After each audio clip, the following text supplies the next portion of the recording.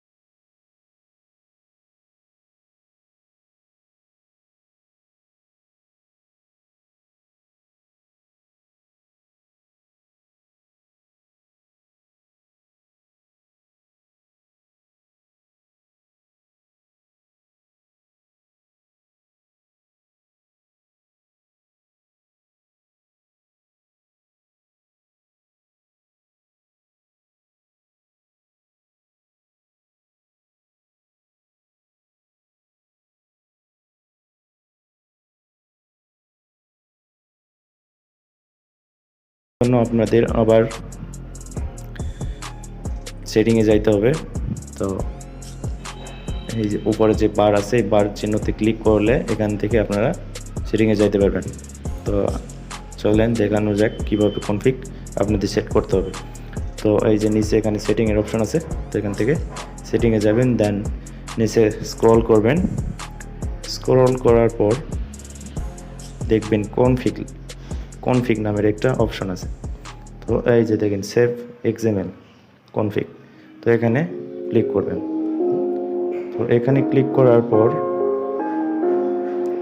নিচে সেভ নামে একটা অপশন আছে, তো সেভে যে কোনো একটা কিছু নাম দিয়ে সেভ করে নেবেন। সেভ করা হয়ে গেলে তো এখন আপনাদের ফাইল ম্যানেজারে যেতে হবে। তো ফাইল ম্যানেজারে যাওয়ার পর দেখেন এই যে জিক্যাম নামে যে ফাইল একটা পাবেন, তার ভিতরে অনফায়ার এই ফাইলটি পাবেন। দেন এখান থেকে কনফিগ 7, এই যে এই ফোল্ডার। তো এই ফোল্ডারে আর কি এক্সএমএল ফাইলগুলো আপনাদের রাখতে হবে। তো আমি এক্সএমএল ফাইলগুলো এই যে দিয়ে রাখবো। এই 3টা কপি করে